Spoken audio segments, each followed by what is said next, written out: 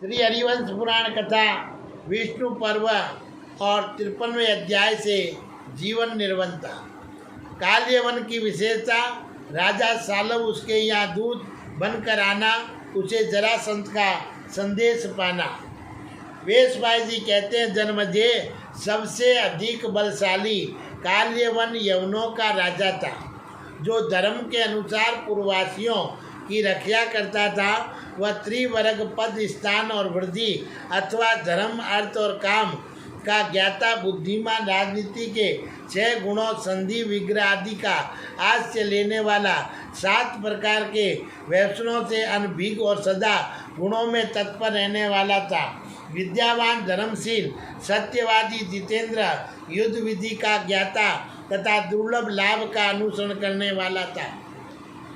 उसके समान बलवान दूसरा कोई नहीं था और वह शूरवीर और श्रेष्ठ मंत्रियों का सेवन करने वाला था। एक दिन जब वह मंत्रियों से घिरा हुआ अपनी रमणीय सभा में सुखपूर्वक बैठा था और आत्मा एवं विद्वान यवन और उसकी सेवा में उपस्थित थे और उनमें परस्पर नाना प्रकार की दिव्य कथाएं हो रही थी। इसी समय दिव्य सुगंध लेकर और मंद मंद वायु बहने लगी और वह सुगंध एवं शीतल वायु उन सब के काम भाव को जागृत करने लगी। और उस समय सभा में जो लोग आए थे वे सभी एक चित्त होकर और ये जिज्ञासा करने लगे कि ये क्या है। सबके नेत्र आश्चर्य से खिल उठे थे। राजा काल्यवन भी ये अद्भुत बात देखकर प्रभावित हुए बिना नहीं रह सका। उन सबने आकाश से एक सूर्य के समान तेजस्वी दिव्य विमान को उतरने देखा, जो स्वर्ण में चमकीले पहियों से शोभा पाता था। वह रथ या विमान दिव्य रत्नों की प्रभा से व्याप्त था। उसमें दिव्य ध्वजा पताकाएं फहरा रही थी और तथा मन एवं वायु के समान वेगशाली दिव्य अश्व उस रथ को खींच रहे थे। विश्वकर्मा ने चंद्रमा और सूर्य के बिंब बनाकर जाम्बूनंद नामक स्वर्ण से उस रथ का निर्माण किया था। वे चारों ओर से उत्तम व्याघ्र चर्म द्वारा मढ़ा हुआ था और वे रथ शत्रुओं के मन में त्रास उत्पन्न करने वाला और मित्रों का हर्ष बढ़ाने वाला था। वह दक्षिण दिशा की ओर से आ रहा था और अब शत्रुओं के रथ को तोड़ डालने में समर्थ था।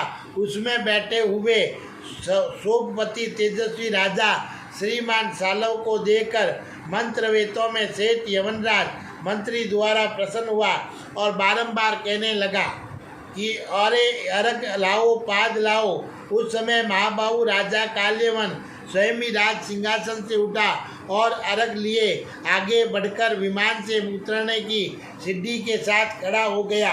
महा तेजस्वी राजा सालव भी इंद्र के समान तेजस्वी राजा काल्यवन को बड़ी प्रसन्नता के साथ आया देख और निर्भय हो अकेला ही उस उत्तम रथ से उतर पड़ा और मित्रों के दर्शन की लालसा मन में रखकर और अत्यंत संतुष्ट हो उसके भवन में प्रविष्ट हुआ और अपने लिए अर्घ उपस्थित देख राज ऋषियों में श्रेष्ठ राजा सालव मधुर वाणी में बोला, महादूते में अर्घ ग्रहण करने के योग्य नहीं हूँ।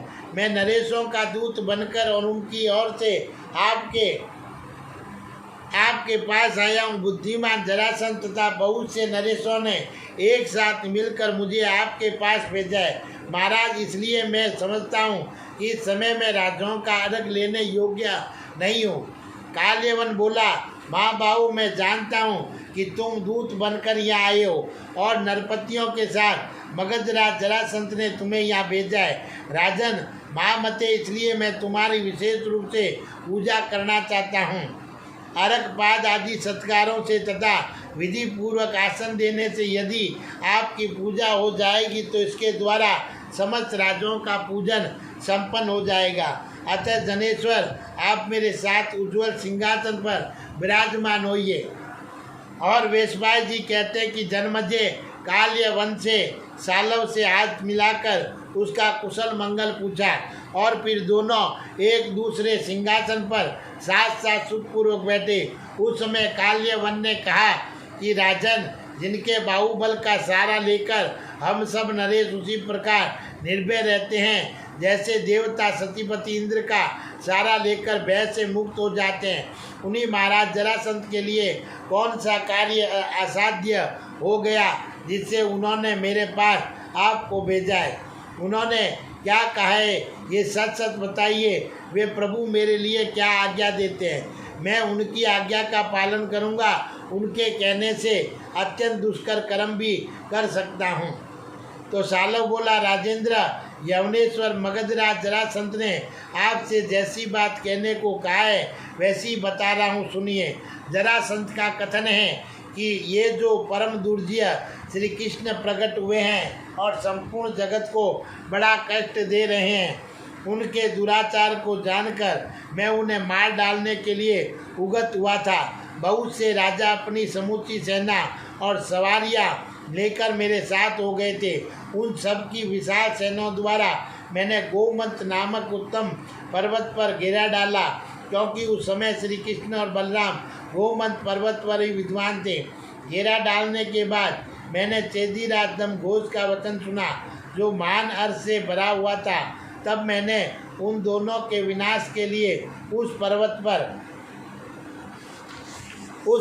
पर आग लगा दी, और वह आग सैकड़ों और हजारों लपटों से प्रज्वलित हो उठी, और जो प्रलय काल की संवर्तक अग्नि के समान प्रकाशित हो रही थी। उस आग को देखकर स्वर्ण में ताल ध्वज धारण करने वाले बलराम पर्वत के शिखर से कूद पड़े और समुद्र जैसी प्रतीति होने वाली उस विशाल सेना के मध्य भाग में पहुंचकर हाथी, घोड़े, रथ और पैदलों का संहार करने लगे।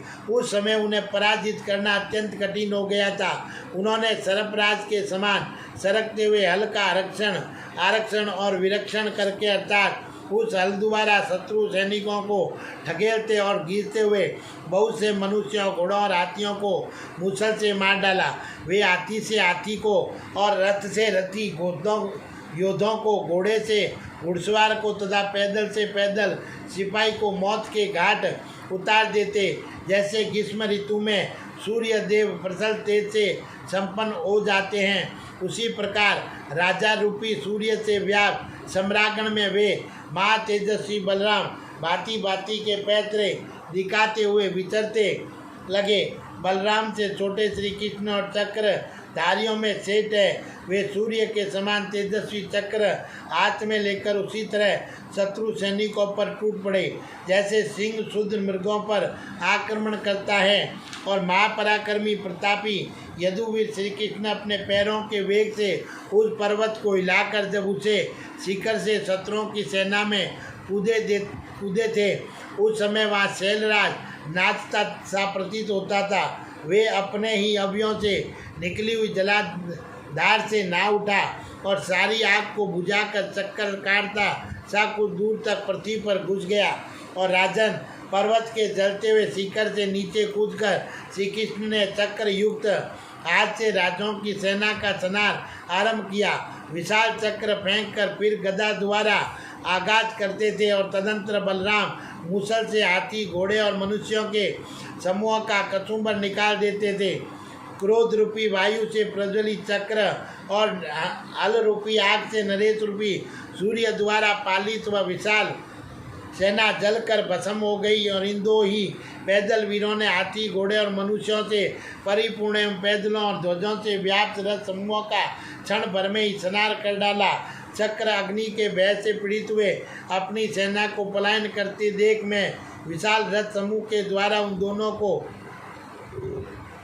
सब ओर से घेर कर युद्ध करने लगा। उस समय श्री कृष्ण के बलवान भ्राता सूरवीर और बलराम हाथ में गदा और हल लिए मेरे सामने खड़े हो गए, और उन्होंने चोट खाए हुए सिंह के समान कुपित तो मेरी 12 अक्षोणिक सेना का संहार करके हल और मुसल को तो जोड़ दिया और गदा से ही मुझ पर आघात किया। उसका वेग वज्रपात के समान था।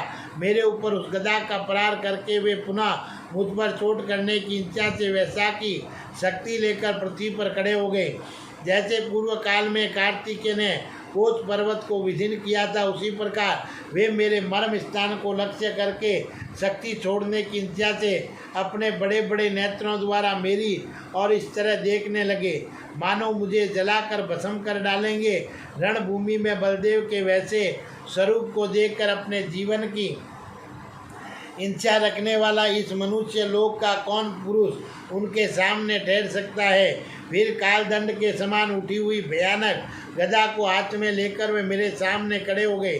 वह गदा काल की प्रेरणा से घुमाई जा रही थी। इसी बीच में साक्षात लोक पिता में ब्रह्मा जी मेघ के समान गंभीर स्वर से आकाश को पूर्ण करते हुए अदृश्य रूप से बोले, अनंत इस राजा पर प्रहार न करना, ये तुम्हारे लिए अवध्य है। इसका वध दूसरे के हाथ से निश्चित किया गया है। अतः अलधारी बलराम, तुम प्रहार से विरक्त हो जाओ। ये सुनकर उस आकाशवाणी के कारण मैं चिंता में निमग्न हो गया और युद्ध से लौट पड़ा, क्योंकि साक्षात ब्रह्मा जी ने वह ऐसा घोर वचन सुनाया था जो मेरी संपूर्ण प्राण शक्ति को हर लेने वाला था। राजेंद्र, इसलिए मैं तुमसे समस्त नरेशों के हित की कामना से कुछ कहना चाहता हूँ। उसे सुनकर तुम ही उसे पूर्ण कर सकते हो। महामुनि गार्ग्य, जिनके चरणारविंदों की स्तुति देवता और असुर भी करते हैं, 12 वर्षों तक ब्रह्मचर्य व्रत का पालन करने के पश्चात लोह चूर्ण खाकर तपस्या करने लगे।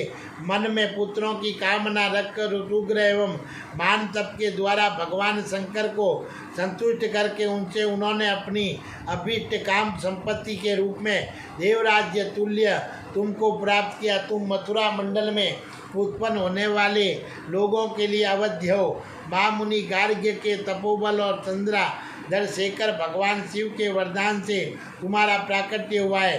तुमसे टक्कर लेने पर श्री कृष्ण उसी प्रकार नष्ट हो जाएंगे जैसे बर्फ सूर्य की किरणों से गल जाता है। राजन, तुम राजाओं के वचनों से प्रेरित हो श्री कृष्ण को जीतने का प्रयत्न करो। उन पर विजय पाने के लिए मथुरा पर चढ़ाई कर दो और अपनी सेना द्वारा मथुरा के राज्य और नगर में प्रवेश करके श्री कृष्ण को मारकर अपने यश का विस्तार करो। वसुदेव पुत्र श्री कृष्ण और बलदेव अपने बंधु बांधवों सहित माथुर है और तुम मथुरापुरी में चढ़ाई करके उन दोनों भाइयों को युद्ध में जीत लोगे। और सालव कहता है, नरेंद्र, महाराजाओं में सूर्य के समान प्रकाशित होने वाले जरासंध ने इस प्रकार जो संपूर्ण नरेशों के लिए हितकारक बात कही है वह मैंने तुम्हें कह सुनाई। तुम अपने मंत्रियों के साथ बैठकर और उन सारी बातों पर बुद्धिपूर्वक विचार करके जो अपने लिए लाभदायक हो, उचित जान पड़े वह करो। बोलिए श्री कृष्ण भगवान की